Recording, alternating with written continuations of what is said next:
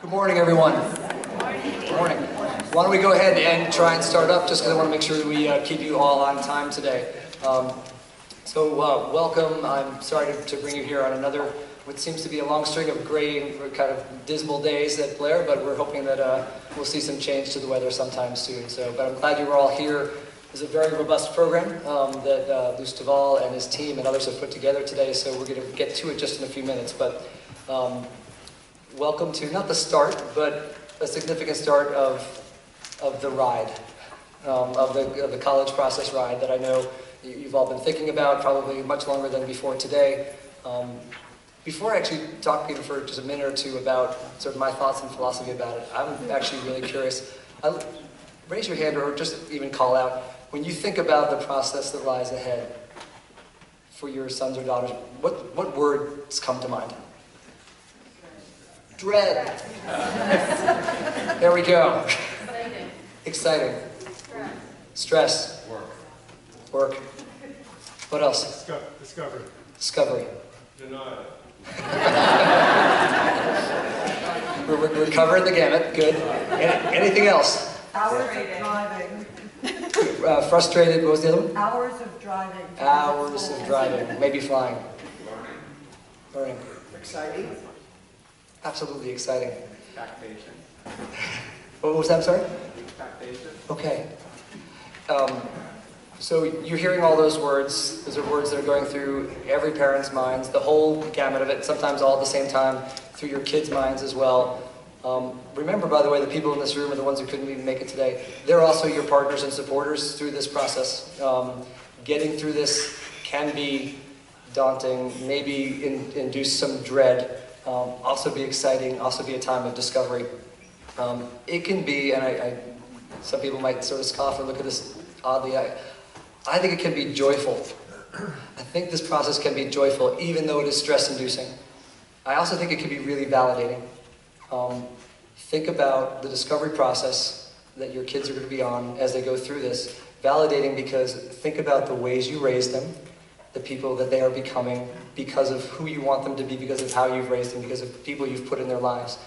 Where they go, and there's not just one place to go, but where they go can be validating in terms of the kind of people they want to become and you want them to become. It absolutely is a discovery process. I'm going to tell you right now that even though you will have moments of dread and moments of anxiety, I'm going to caution everyone, this process could be crushing. This process could be driven by stress and anxiety. You have more control over that than you realize. And that's important for your sons or daughters to understand that from you. Let's talk about the discovery. Let's talk about who you want to be. Let's talk about that, by the way, there are more than 7 or 8 colleges in the world. I mean, really. But some of them, as they're starting to go through this, don't really necessarily feel that way. But they're hearing good things from you, but they might be reading everything from what they see on social media or hear from their friends that if I don't go to this school or that school or that school, somehow my journey at Blair or my journey in general is less valid or less meaningful. That is not the case. Obviously, with people like Lou and his team, we have had excellent outcomes for a really long time. And it's not just about sending kids to the best school. We send kids to the best schools. We want to send them to the best schools for them. And that's really important. This process is about counseling, not placement. So this is not about Lou or anyone else handing you a list and saying, here's where you're supposed to go. It's an iterative process. They are most likely not going to end where they started. That's a good thing. So at the time when you say, well, wait a minute, we started talking about this school at the beginning and now we're in an entirely different place. And my response is, yes, that may be a very good thing. So that means lots of conversation back and forth among you, among your kids, among the college counseling office. That is a good thing. Ownership by our students in this process is extremely important. That doesn't translate to leave them off to figure it out entirely on their own. But if they don't feel like they own part of this process, or a significant part of this process, and explore what they want, then they're not necessarily going to get what they need to out of this process, and they might end up with an outcome that really is not reflective of who they are and what they want to do and where they want to be. Everyone has a piece of advice when it comes to this process. Seems like everyone has a huge piece of advice sometimes, and our students sometimes feel splintered and pulled in lots of different directions because they're hearing from this friend or that friend's parent or this private counselor, or they're reading something online. Let's all just be really cautious and conscious of working together on this, and not necessarily, I mean, at its worst you hear those horror stories of someone says, I want to apply to this school, and someone says, why would you go there? It happens. What we really need to do is make sure that we're working together, thinking about, being really thoughtful about how we advise the students. Lou and his team have been doing this work for a really long time. They're very good at what they do. It's not to say that you and others shouldn't inform the process, but be really careful about splintering the advice to all different kinds of people, because at the end of the day, I think that actually leads to a much less coherent and certainly much less joyful process. Again, I'll just reiterate, call often, ask questions, encourage your kids to be able to do that, because this is really important for them to take ownership and be part of the process. It is, someone said here, it's a lot of work. It is a lot of work. I mean, most things in life that are important, including this, take a lot of work. But that being said, even though there's work to be done, if work on the college process becomes to the point of excluding the work that they do here, in their classes, outside their classes, finding the things they're excited about, the things that they discover that they want to do that give them joy in their lives, if the process turns into that, then we're not serving our students. So again, I think we all need to be mindful of the fact that this is a process that there's a lot of support, there's a lot of work that needs to be done. If you do it to the exclusion of all the reasons why you send your sons and daughters to Blair, then that's not what this is really about. The good news, you've got people like Lou and his team and one another and other people in the school who will help shepherd your sons and daughters and all of you in those stress-inducing, dreadful moments along the way. So please avail yourself of all those resources and supports at any time. When we get to the end of this process, a while away, after maybe some long drives and some long flights and maybe some gnashing and trying to figure out what's best, it'll be fun for us if we find an opportunity to have me ask that same question, like when you think about the college process, what words come to mind? And so often when I talk to parents after the process is over, what I hear is it was tough, but it is validating. I feel good about where my son or daughter is going. I feel like they were heard. I feel like they're known through this process. And going back to the overall philosophy of the school, it's about knowing our students and really considering what's going to be best for them individually in the future. So I will stop there because we have a great program ahead. This gentleman and his team will take incredibly good care of you, as will all the faculty who work with your sons and daughters. Let's begin the joyful, not dreadful process as we start today. So good luck with everything and enjoy the day.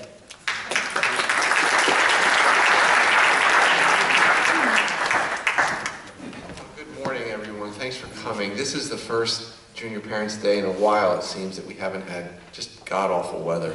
So I'm very, very thankful for that, and it's always good to see you.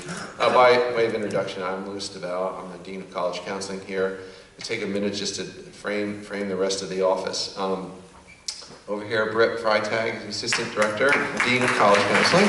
And she's the actual point person for the lower school kids. So when families of freshmen and sophomores have particular questions regarding the process, they usually go to her, and she's the one who sends out the newsletters for the freshmen and sophomores. Joe Mantegna is our Associate Dean of College Counseling and our Director of Testing, and so that second title has got him wrapped up today in the SAT, so he's over there. He'll be here, in and out, but his primary responsibility this morning is to make sure that test goes well. If you don't know it, we're a test center, we're a big test center, so we give out, we are a site for every SAT 1/2 that's offered with the exception of March when our kids are on spring break. So, and we also offer the ACT in September, October, December, April. And so our kids have, easy access. It's not their own private test center. I mean, they do have to register on time like everyone else, but it's nice to roll out of bed and just show up, and it's a good thing. So we're happy about that, and that's where Joe is. And in the back is Rachel Byrne, our new office manager, and she's doing a great job the first year through it, learning a lot, but really, really, really capable, so we're happy. So I've been doing this for quite a long time, and And I'm here to tell you also that the gray hair is not a function of my job, but just that I'm getting older. And I see a former classmate sitting out there in the Bobby Cavallaro. I went to high school together, which is nice.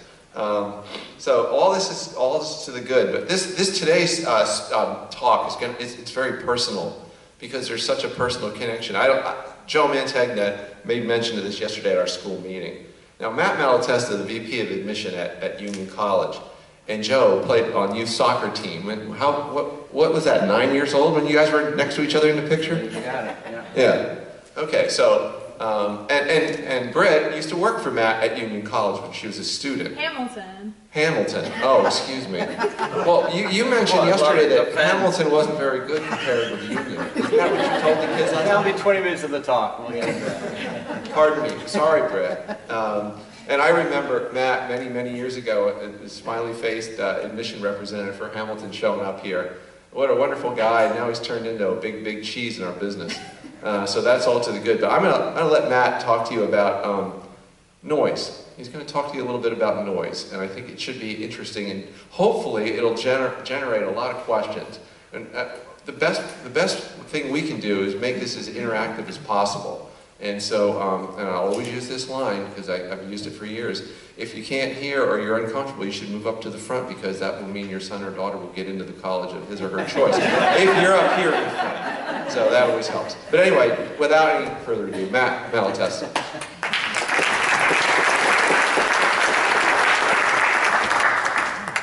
Just so you all know, I was going to, I got a great picture of me and Joe back at that soccer game on our soccer team, and then I realized Joe doesn't look like he's aged very much, and I've aged greatly over the time, and I want to assure you my gray hair actually has a lot to do with my job, all right? So as we go. As Lou said, I'm the Vice President for Admissions and Financial Aid at Union College, which is a small liberal arts college up in Schenectady, New York, just outside of Albany, New York, about 3 hours from here. And prior to that, I was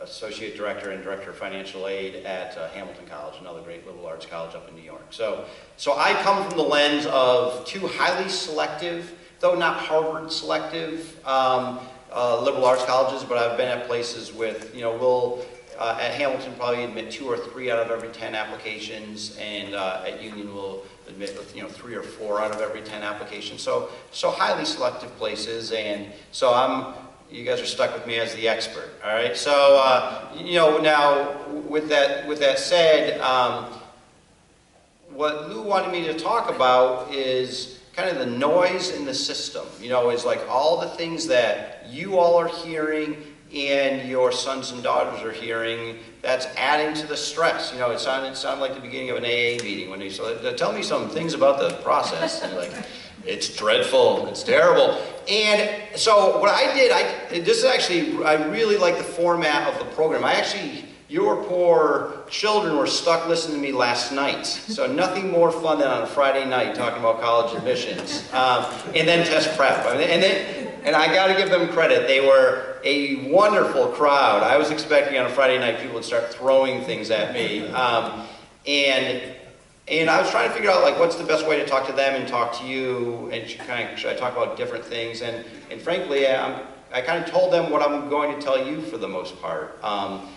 And it's really important that you all understand, in many ways, they've got it more figured out than you all do. They are stressed, no question about it. But their stress is exponentially increased by their interactions with you, because they are all trying to do the best they can and find the right place. But clouded in all this is this is a time, the word validation was used, and for so many people this is a scorecard.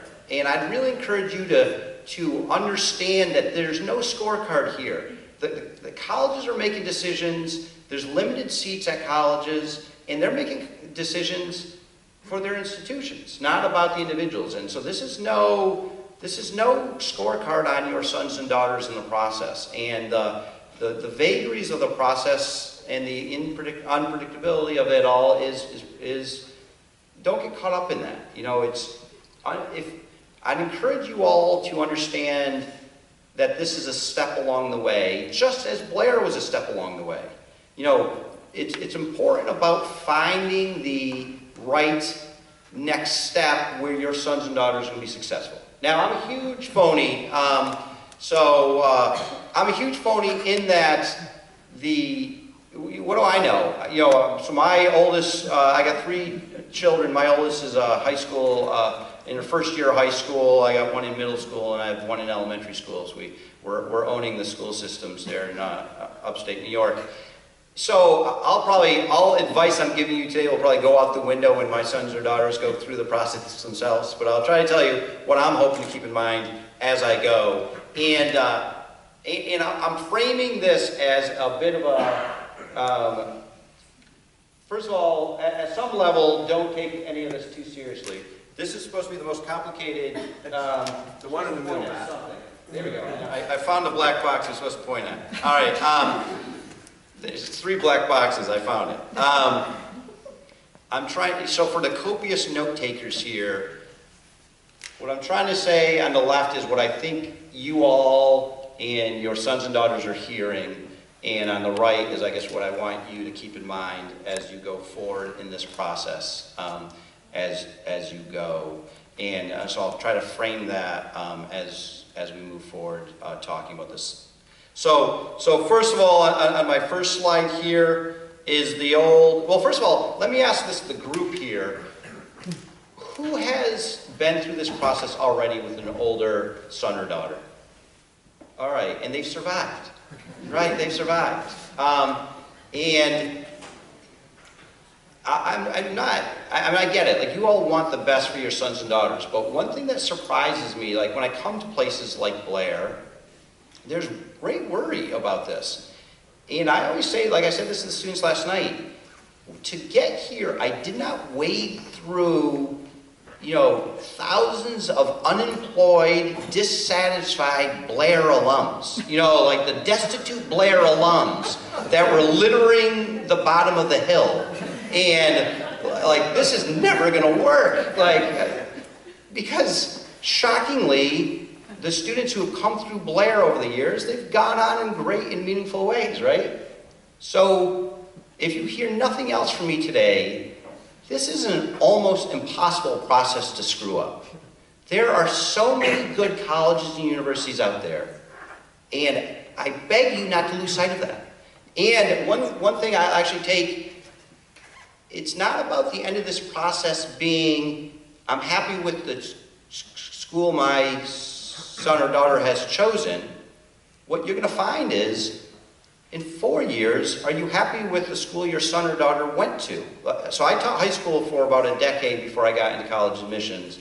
And I know a lot of students who are disappointed with their college choices when they went to college. It's not going to all work out for everybody. These places are selective. Union gets about 7,000 applications for a class of 570 students. So there are students who are not going to be admitted to the place. And so I knew students along the way who were disappointed with how their processes worked out. However, I know very few students who are disappointed with the colleges they went to. Because there's a lot of great colleges. It's going to be all about what they make of that next step. So hopefully we can all keep that in mind as we go forward. So then the age-old question, so some of the noise I think I hear in the system is, you know, I would have been better off staying at my public school and getting A's. I love the predictability of any students who go somewhere else and they will, well, if I didn't do that, I would have been valedictorian. So from a college perspective, I always love that optimistic thought process. Understand, I told your sons and daughters last night that this process is not fair. It's not a fair process, the whole college search process. And this is coming from someone who is 5'7". So I'll share with you my, my venom towards Joe Mantegna. And, so I'm 5'7", I got a bad jump shot, right? So let me just assure you, my basketball prowess never played well in the college application process, right? Like, that was never a plus. But if I could, as I'm talking to our coach on our campus the other day, And in the scouting report for someone who's visiting our campus is something that will never be written about me. He dunks effortlessly. And here's a student who dunks effortlessly, and he's going to have some advantages in the college admission process. Like, that doesn't sound very fair, does it? Says the 5'7" guy who can't dunk, even with a lot of effort. So understand it's not a fair process, right? There's choices that are being made along the way that are going to advantage some of your students, and some things that are going to disadvantage your students. It just kind of is what it is. You all are hugely advantaged. It's unfair in a very positive way for you all that your sons and daughters have attended Blair Academy. So I am not rolling out for a fun weekend at all high schools around the country to talk about college admissions, right? So this speaks to not just what I think of Blair Academy, but this speaks to Blair is a very well thought of school. And I was telling your sons and daughters, they've got us bamboozled. You guys got us fooled that there's some really impressive stuff going on here. So we're going into this buying at the base. Your sons and daughters are doing some pretty impressive things here. And kidding aside, you know that's the case, right? You know that's the case. And colleges know that's the case. So they start with that as a point of strength as they go. So that's going to be a help to them. Now, then the question I get, it's funny, this whole process involves reasonable people who can get unreasonable about the process. One of my favorite parts of this college search process and what I do for a living, I'm the youngest of 4 brothers. I got 3 older brothers. And being the youngest of 4 brothers, I've been called a moron most of my life by my siblings. What's the youngest guy know? He knows nothing. And that has been there's been a beautiful irony to our relationship. Because all of a sudden my older siblings have college-age children, and they have come crawling back to me because I hold some information that they want. And these guys are reasonably intelligent people. But I would get questions at Thanksgiving or over the holidays when we get together, and one of my brothers would be like, so we have to pick courses for Elizabeth, and should she take AP Spanish, or should she take, Introduction to Robotics? And I would look at my brother like, Elizabeth, who I see like 3 times a year, who I have no idea if she spoke French or Italian or Spanish. You're asking me what courses she should be taking? Like, I'm going to be making these decisions for this young woman? And he's not asking me it, right? He wants to know, what does a college think? Should she be taking AP Spanish or robotics? And it all comes down to, it's always that question of the question I always get when I speak to a group is, should Johnny or Sally take the most advanced courses, or should Johnny and Sally get straight A's? And I say, yes. Easy advice, right? But you're like, well, there's a catch here. That's not. And so when it comes to the whole rigor piece, I always say it's this balance. Grades and rigor both matter, right? We want your sons and daughters to be successful. You want your sons and daughters to be successful, because this college search is only one piece of it. And so we want students challenging themselves appropriately. So for some students to throw themselves on the rocks and have no success, that's not going to serve them well in life, and that's not going to serve them well in the college admission process. And for a student who's not stretching themselves, then stretch themselves, so there's that balance. And so balance and rigor are important. Now, testing, one thing I guess I'd encourage you to lose from your lexicon is, your test scores were good or your test scores were bad. Test scores are like Goldilocks and the 3 Bears. It's all relative. It's all relative to the colleges that they're applying to.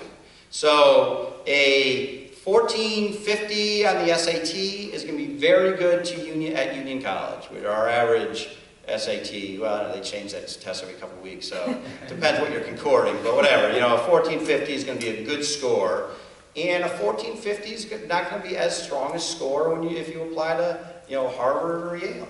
It's all relative to where you're applying, but don't value good or bad. It's all relative, and just be thoughtful about it. And so I was telling the students, test scores matter less than you think as students, but much more than college admission officers ever say they do. Like if you go to our information sessions, we trip over ourselves and say, oh no, it doesn't really matter. Oh, by the way, the average is. So anytime we say the average is, say, let's make a little note there. All right.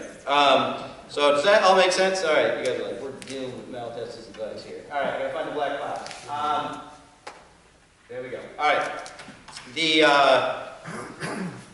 idea of the resume, and a lot of advice I'm giving here is too late for juniors in the crowd, but the idea of the resume is the biggest thing I learned from being a high school teacher to go work at college admissions. The idea of resume padding, the idea of just having a bunch of activities, it's an irrelevancy in the college admission process. What we're looking for is quality of engagement.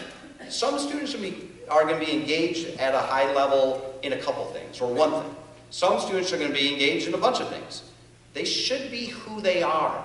What I often talk about when I talk to students about this is live your narrative. Like, how are you selling yourself to colleges?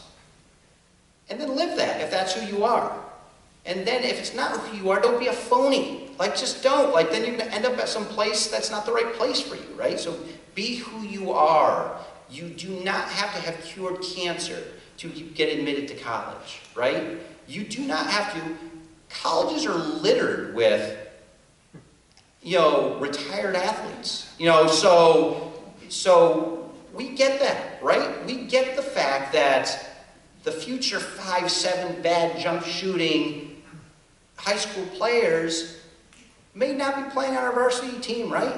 So they're going to have to find new activities. We're looking for evidence that your sons and daughters are going to be able to plug into the opportunities that we have on our campuses.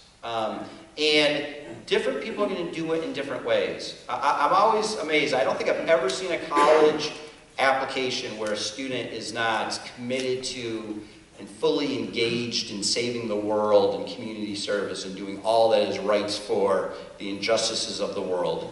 But shockingly, on every college campus I've ever seen, not all students are doing community service. There's a little bit of a disconnect there, right? So if community service is something that is important to your son or daughter, great, take it to a high level and get involved with it.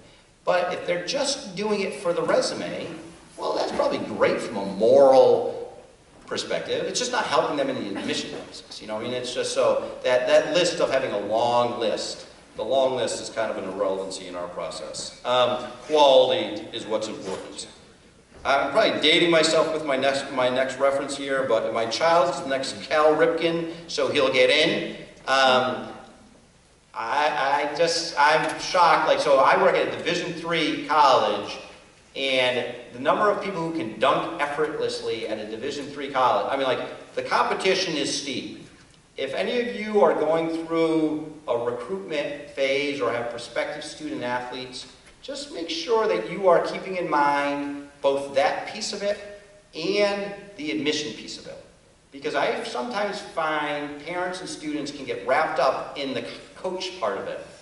And I really encourage it's not just about the coach. You always do that test of, if my son or daughter's ACL blew out, I hope that doesn't happen, but would they still want to be there? Are they still going, what's the admission office? Because the admission office is thinking the same thing. So don't just go on the tour with the coach. If the college encourages an interview, have an interview outside of the, pull yourself away from that. It's got to be a dual process, not simply done by the coach. And as we remind our coaches constantly, it's the admission office who's admitting the students. It's not the coaches. So if you're only being beholden to the coach, that can be problematic. All right, essays. There's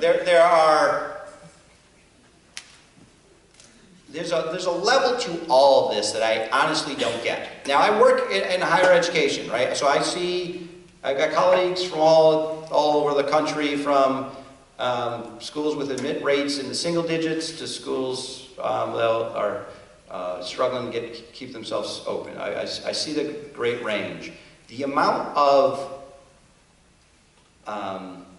trying to, I mean, you all want to do the best you can, right? But like writing coaches and all the books that are written about the right college essay, and your head gave you great advice where he said, if any of this comes at the cost of not doing well here, the thing that is driving this whole show is their performance here. You know, their academic performance, right? That's the big driver.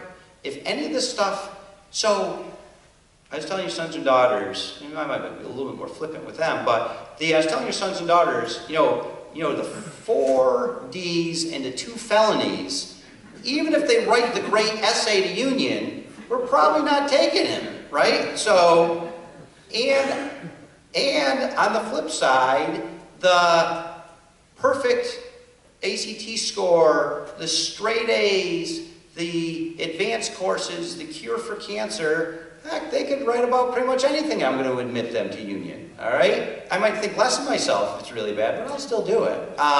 So understand the essay is only one little piece of this. And another thing I've learned in my years in college admissions is I have never, not once, been around a table talking about a student's essay and everybody in the room agrees on what a good essay is. Because essays are like art. They are as much about the person reading them as the person writing them. Which is only my way to tell you, don't overthink this. This is an opportunity for your sons and daughters to tell us something more about themselves. Let them do that. I think sometimes people try to miss that, and they read some book and say, oh, the good essay there was, and it's a strange thing to chase to me. I don't think it's a great use of time. They want to do the best job they can do. I would say don't overthink it on that side. If one recommendation is good, 6 must be better. Less can be more. If you have the opportunity to interview, many colleges don't interview, but if a college encourages or gives the opportunity for an evaluative interview, particularly meeting some of your sons and daughters last night and knowing what I know about students who come to Blair, I strongly encourage it. It introduces an advocate to the process. Your sons and daughters are impressive people. Our bar is frankly low, all right? So we do not expect them to be coming in as fully formed humans, right?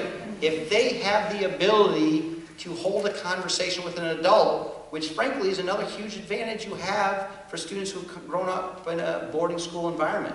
They have a lot of conversations with adults. They kill the interviews. They do very well in the interviews. And I would say interviews help 9 out of 10 students who do it. It's just something I would encourage you to think about if you have the opportunity.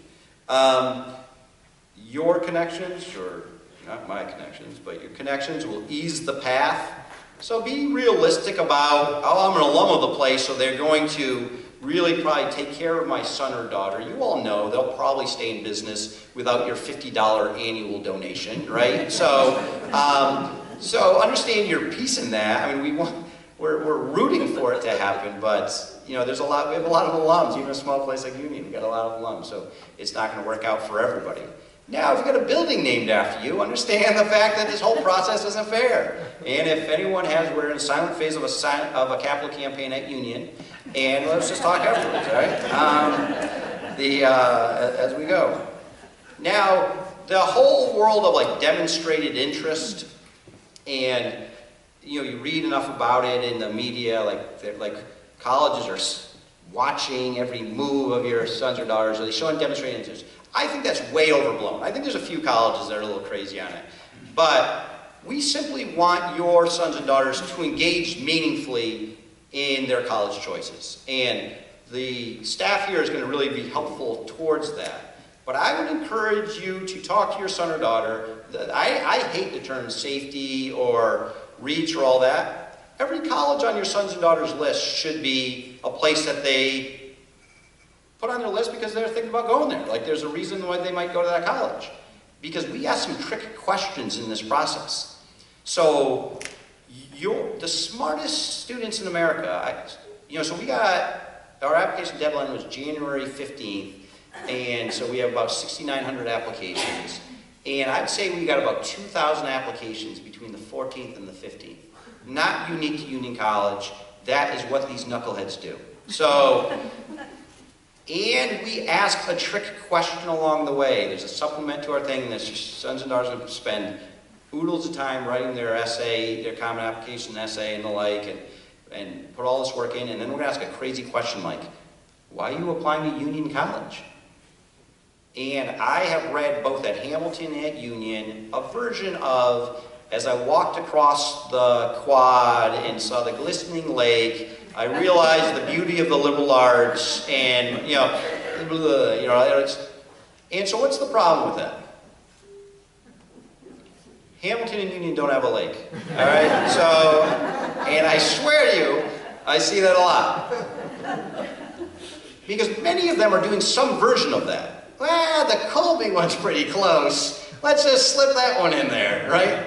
And we actually want to know why, and we think they may have access to a thing called the internet. We think they might be able to get on our website. So we think if they're going to apply to us, they should have wrestled a little bit with why did they apply to us. So that would be demonstrating interest in my mind. And then this is a cautionary tale for your students. I told them last night, but we're certainly not looking for their social media. But if that information ever finds its way to us, I can't unlearn what I learned, though I often want to. All right. The whole finance piece. The finance piece is a piece I think many of you don't do well, frankly. I'm always surprised by how much time you all spend on college campuses dutifully, going on our tours and going to our information sessions.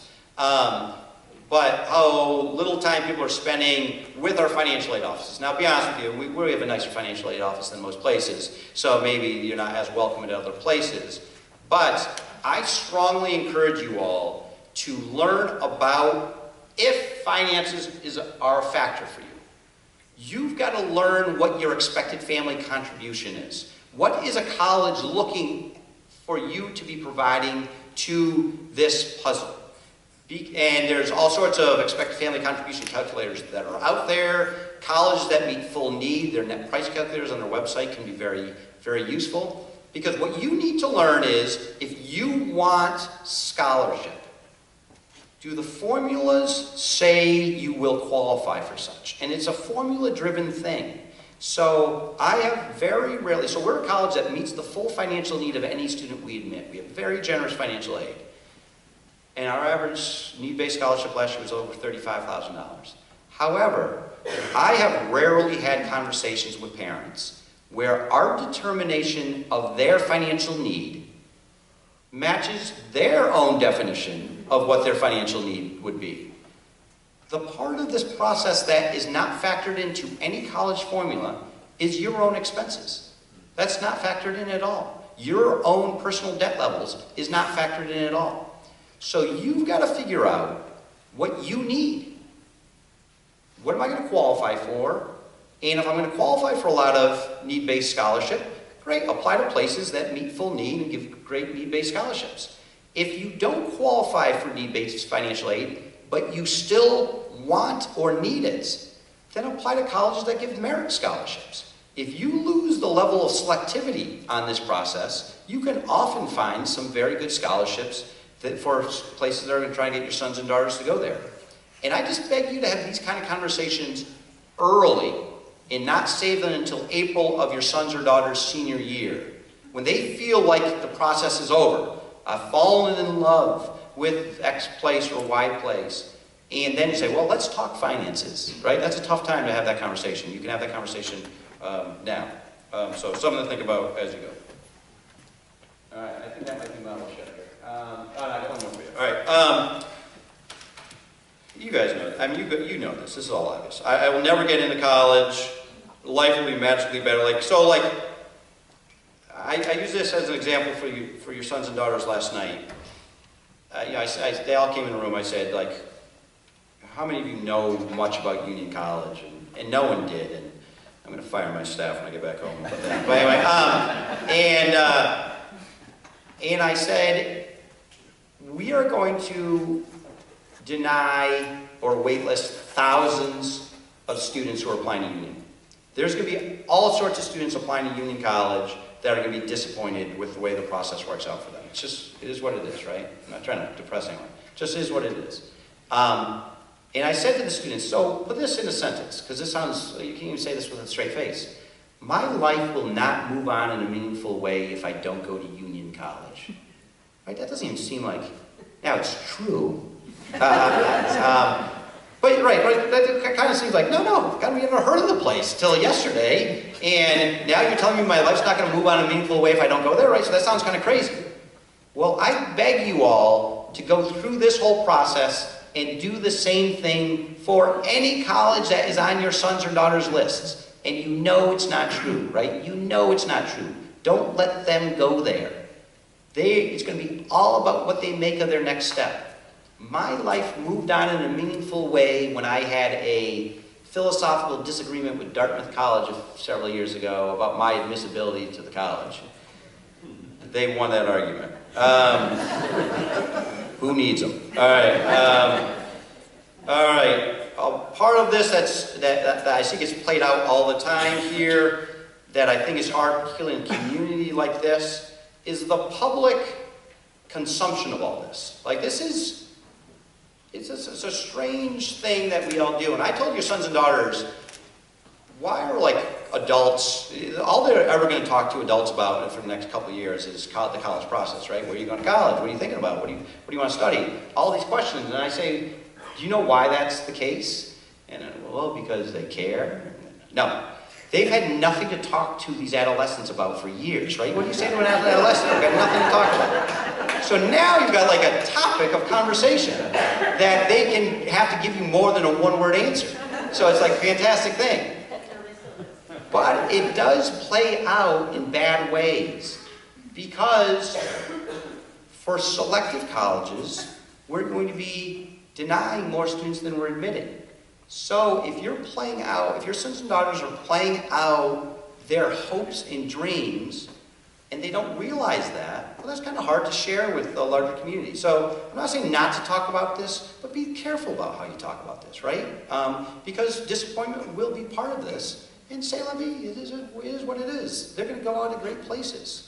Again, Blair alums, the Blair alums who come before your sons and daughters were as big a knuckleheads as your sons and daughters are, right? So it's like, and they did it, and they'll be fine as they go.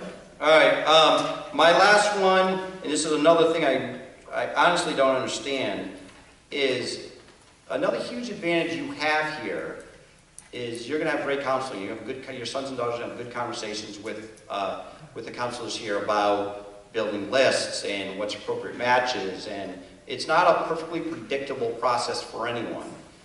But what happens in this process is a lot of voices can get into your sons and daughters' ears.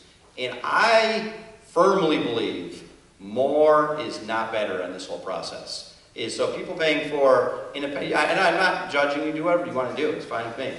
But the more is not necessarily better. I think the more different kinds of advice your sons and daughters are getting in this process, this is not that complicated a process.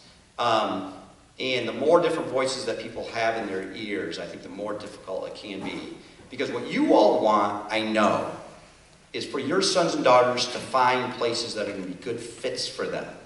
And that's driven by program, philosophy, opportunity. It's not driven by selectivity.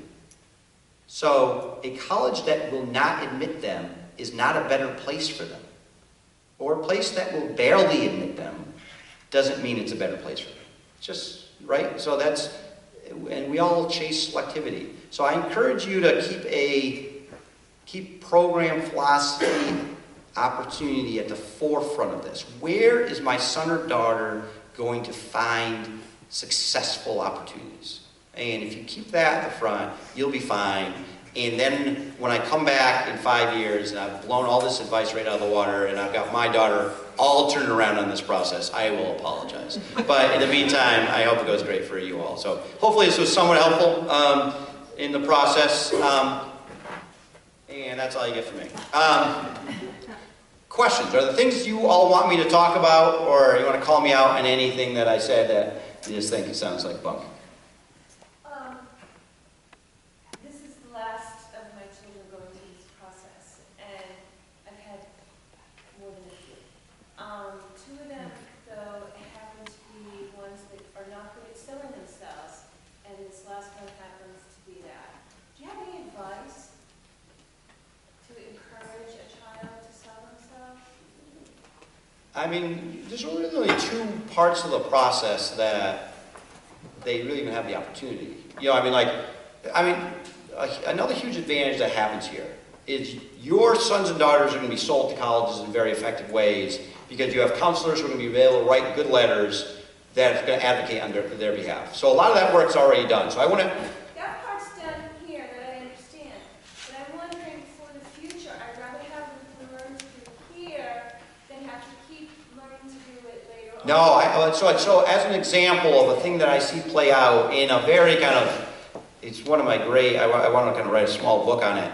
There's nothing I enjoy more than watching the little dance that happens as your sons and daughters come into admission offices and they're here. So you're wrestling with, like, are they going to go to Union? Are they going to go to Stanford? Like really impressive places. But then you don't trust them to go to the front desk to check themselves in for an interview. You know, I love it. It's fantastic. It's like, wait, you're kind of trying to sell me that this student left to their own devices is going to do well in thermodynamics. Yet they can't check themselves in for an interview. And so it's little pieces like that along the way, making them own it.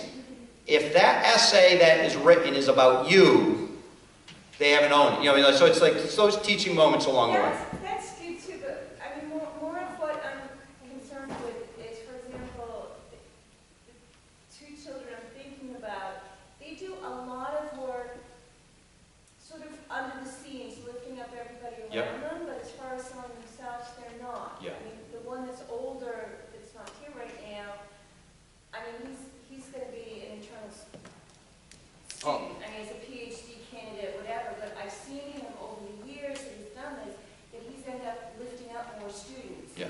And not getting I think, much later because he doesn't sell But it. I think this process, and this is actually really important, I think this process will values those students in really important ways. The selling part of this doesn't play. It's just not all that important. I guess I'd say at a level I wouldn't worry about it. Now, I think there's opportunities to talk to counselors, to talk to career centers, like to talk to people, like how do you build a good resume, how do you build a good application. Those are conversations that are going to happen along the way. But the sell, I think, is overrated. Hey, Matt, can I just add something? Yeah.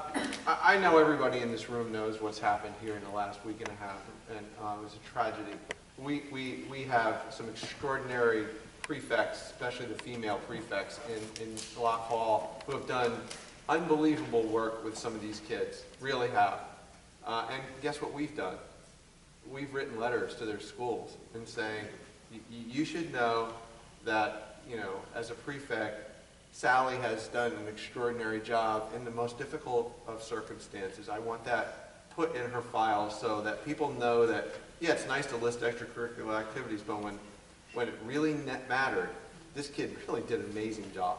So we do that on a regular basis when we have information to share. And if you want to, if that's promotion, or I don't see it as promotion, I want them to know that, you know, this is the kind of stuff. If a kid, you know, gets the lead role in a musical in the wintertime, we're sending notes to schools and saying, hey, by the way.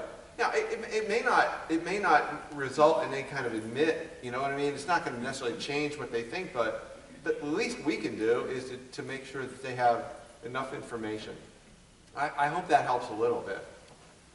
Matt, do you have any suggestions for what the kids should do when they visit the school to decide if it's the right thing? That's a great question.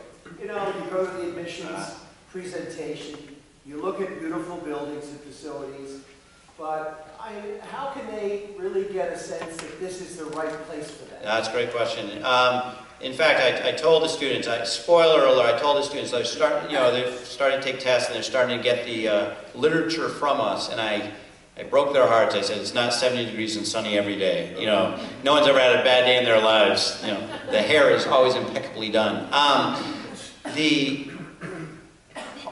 I'm surprised in this process by how docile the groups are that come through. They'll dutifully go to our tours and information sessions. They'll get back in the car. They'll move on to the next college. And they might go to 2 or 3 places in a day. I strongly encourage less is more on the side and spending more time on college campuses, because I think where you get a feel for these places is, now what's hard is, boarding school particularly, when can I go? I go during the summer, they're not in session, hard to see, but do that as a first run, go back in the fall, sit in on classes, sit in the dining hall, just sit on the quad as people are going by, as classes are breaking. I think that's where you start to really tell the feel for a place as you go. Along that line,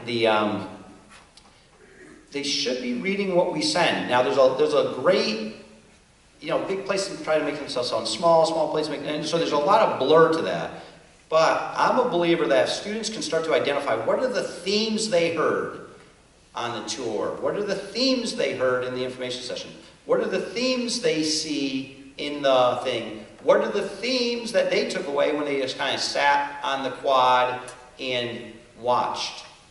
Those are the ways to do it. Now, another piece of this, and this comes with great personal bias, is address, if your sons and daughters going into this process with some negatives, take them on, don't take them for granted. Go figure it out. I'll give you an example. So Union College is Schenectady, New York. Schenectady, New York doesn't have the greatest reputation out there. And I would argue it's the most underrated college town in America.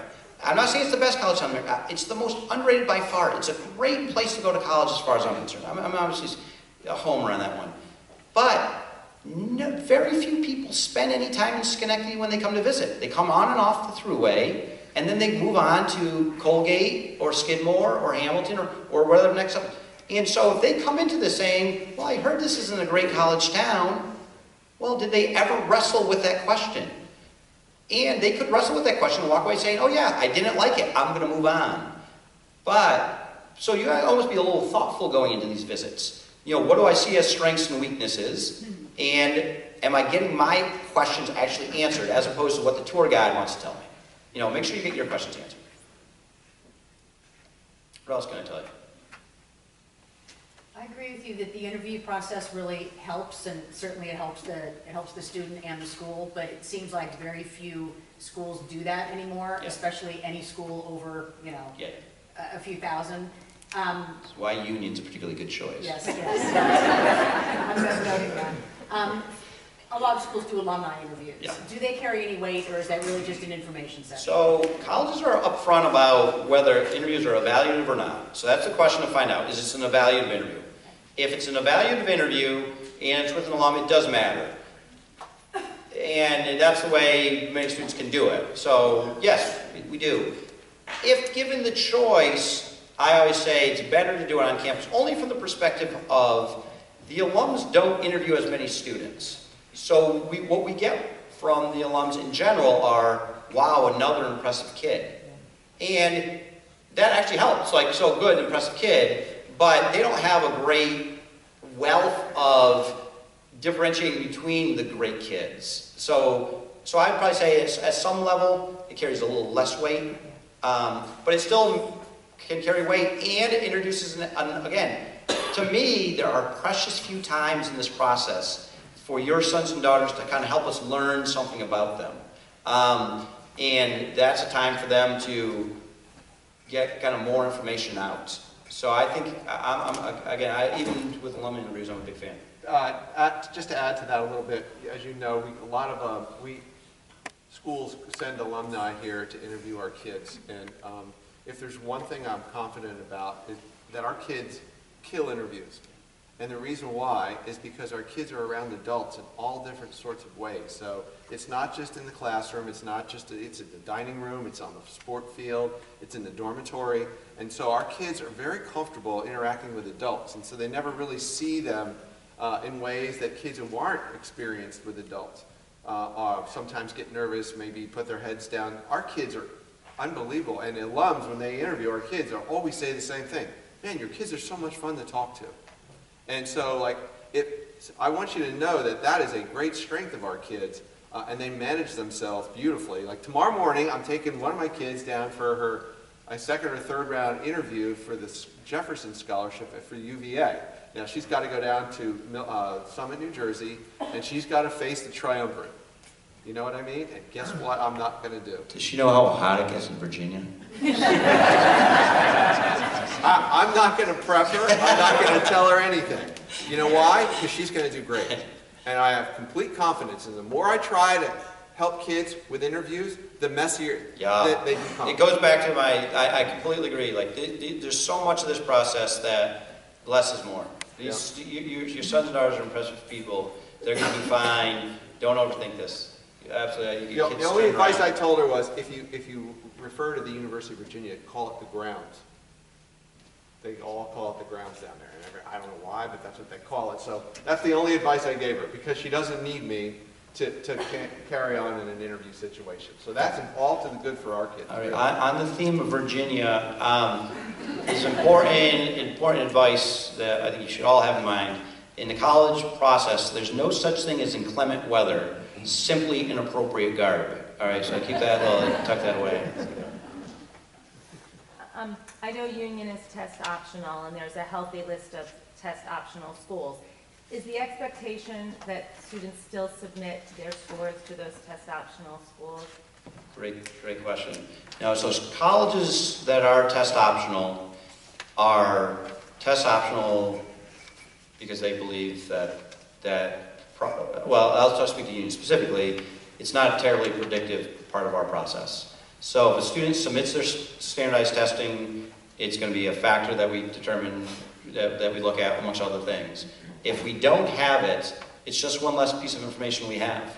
We do not try to guess at your sons and daughters' standardized testing, and we do not think well or poorly of your son or daughter. It's just one less piece of information we have.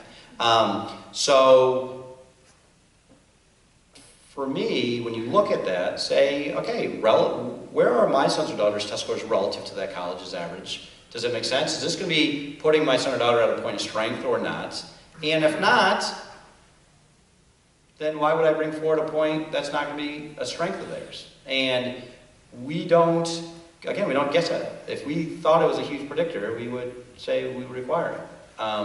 So I advocate you being really thoughtful with that. What's your view on SAT and ACT? How necessary is to take both? So SAT and ACT, like, we love them both or hate them both, depending on your perspective. You know, I mean, and we have no preference one versus the other. I don't know what the philosophy is here. If you have them take both and then feel what they do better. In this blue folder, I put an essay I wrote about standardized testing. I hope you take the time to read it. I want you to. I think it frames sort of our philosophy about standardized testing here, and I think it will give you some assurance of things. And, you know, having done this stuff for a long time, the difference between the ACT and the SAT is a little bit like the difference between Coke and Pepsi. Honest to goodness. And so for every 100 kids who sit for both tests, probably 95 of them score essentially the same on one or the other. And that's 20 years of anecdotal comparisons, okay? Now, every now and then, there is an outlier. One kid will do extraordinarily well on one as opposed to the other. And it happens, but it doesn't happen very often because, in the end, they are very similar tests. There's only so much you can do with mathematics to change it around.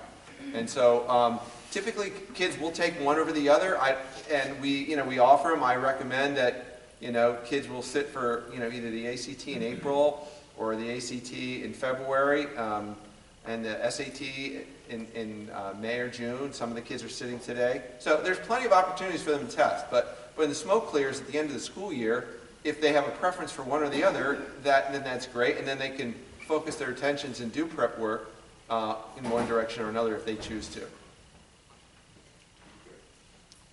was wondering if you have a viewpoint on early admission.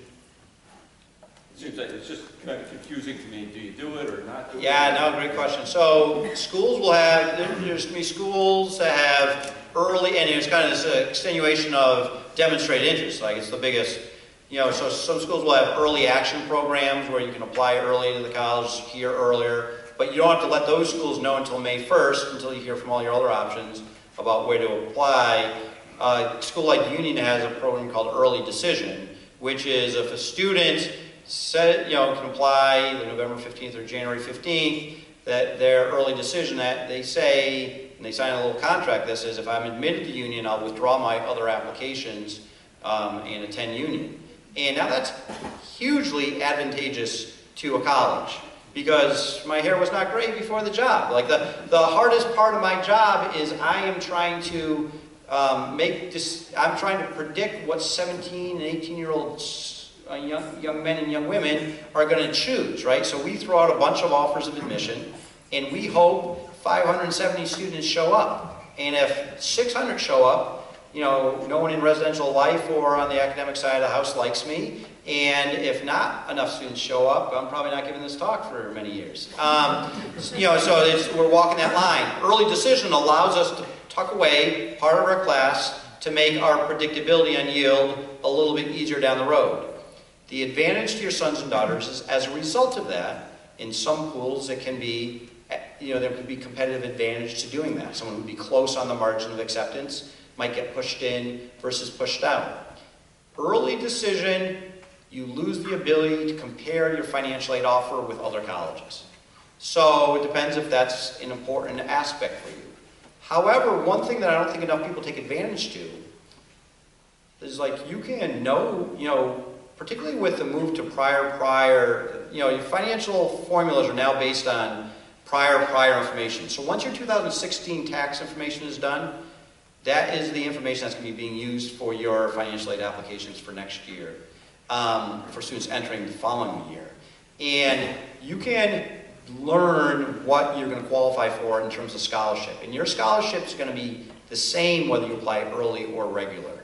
And what happens is there's some colleges that are need aware in the process, Union being one of those.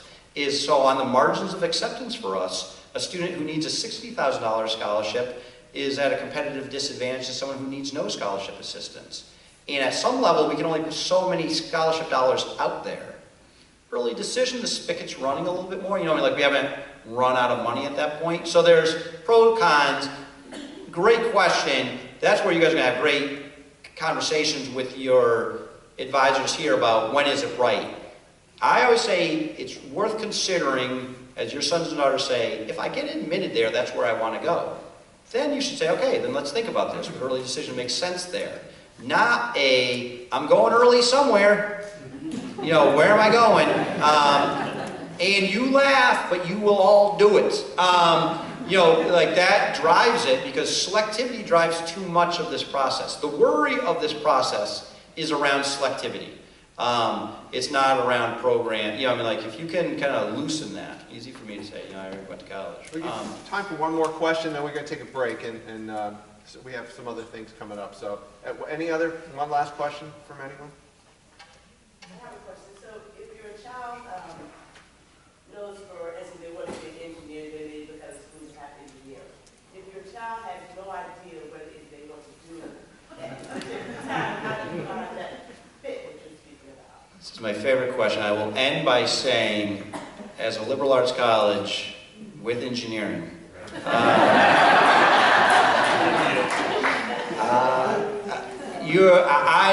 your college counselors give you much better advice than this. I'm a liberal arts guy. I'm a believer that your sons and daughters have no clue what they want to do. I don't know how we make your sons and daughters decide they want to be engineers when they never have taken thermodynamics. I don't know how we make your sons and daughters decide on being doctors until they take organic chemistry. So I come from a complete bias. It's actually one of the beautiful parts of this process is I would sell you liberal arts till the cows come home, but then you're going to go to a university with particular schools. They're going to tell you the advantages of going that route and having to make the decisions going in. And your sons and daughters are going to have to figure out, hey, am I better off studying engineering at a place where I can switch over to psychology, or do I want to go to a school within a school that has engineering? Great amount of choice. Well, first of all, let's give Matt a round of applause.